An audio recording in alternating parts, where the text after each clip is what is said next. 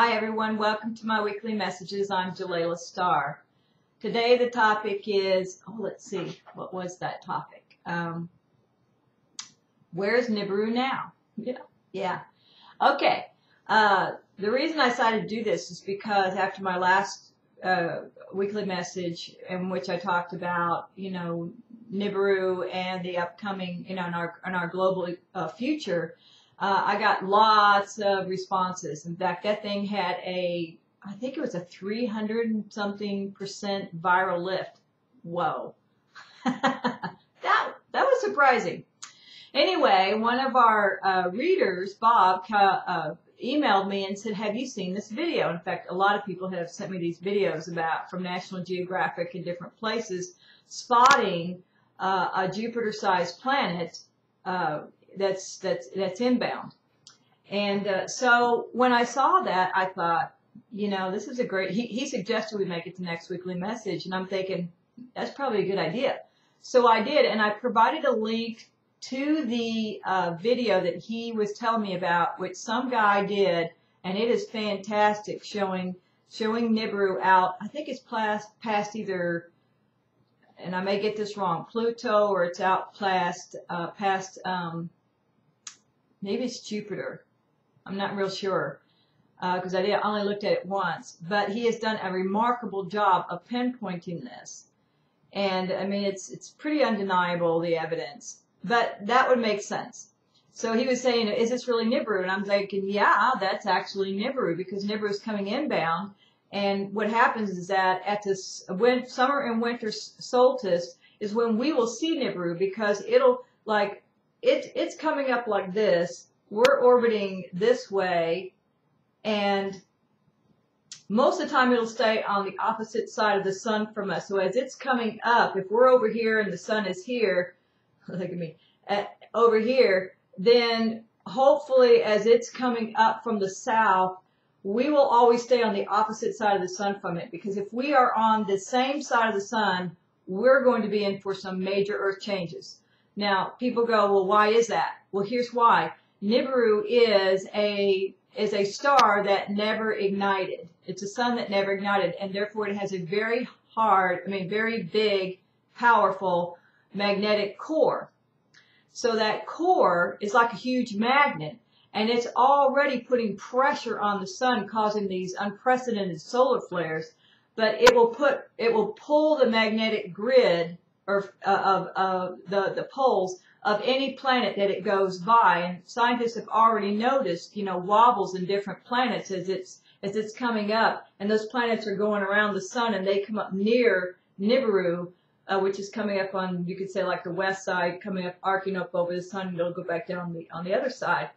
And they're already noticing a wobble in those orbits. So if we are on the same side, and we get too close to it as it's coming up and we're coming around the bend, it could pull on our magnetic field, and it could also buckle our tectonic plates. It can pull on our plates because it'll reach down into the core and pull us from our core, which means everything is going to expand outwards. So what we want to do is stay way over here. Oh, you can't see in the mirror. There we go. Here's Nibiru, here's the sun, and we need to stay opposite of Nibiru, so that the sun is always between us and Nibiru. But at the winter and summer solstice, we're coming around and it's coming up, and we're barely glimpsing it. Well, that's all we want. We don't want any more than a bare glimpse, a minimal glimpse. We just want to see a peek of it, and because even that's going to affect us. But if we can continue that, where we're always on the other side of the sun for the next several months until December, which is when we're gonna end up closer to it again, then we're going to have what they call the free pass. The Nibiruans said we will have a free pass this time. We will not have major Earth changes. We've earned it through our work as light workers, grid workers, doing our emotional clearing, doing our grid work, doing our ascension work. All of this has earned us this path where it will not be a big deal for us. So I wanted you to take a look at that video. I think you'll find it very interesting. But the main reason I'm doing this is because this video, whether I promote it or not, whether I put it out there, is going to go viral anyway. But what I don't want it to do is create panic and fear. And there's a lot of people making a lot of money off of this disaster preparedness, the end of the world. Oh, you got to have an underground bunker. You got to do this. You got to, you got to stock food. You got to become a survivalist, all that. We've got a free pass. We're not going to have all of that.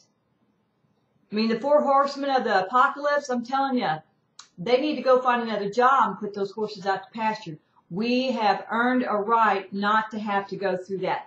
Will there be some dry spells? Yes. Will there be areas of the world that will not produce crops? Yes. But then there's going to be other areas that have abundant rain. So it's all going to balance out. And then as we go into this new economic system, trade between countries is going to be a lot easier. So products, services, food, everything is going to move where it needs to move. We do not have to keep going through this catastrophophobia, as Barbara Hancock puts it. That was at the time of Atlantis. That's when we were going down in consciousness, not coming up.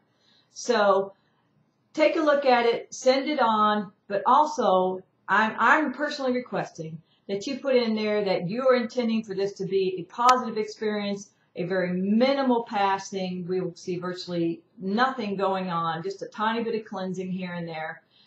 And that'll be it. And then we'll go on into 2013 and we'll start a new reality and we'll create that world that we wanted to leave to our kids and our grandkids.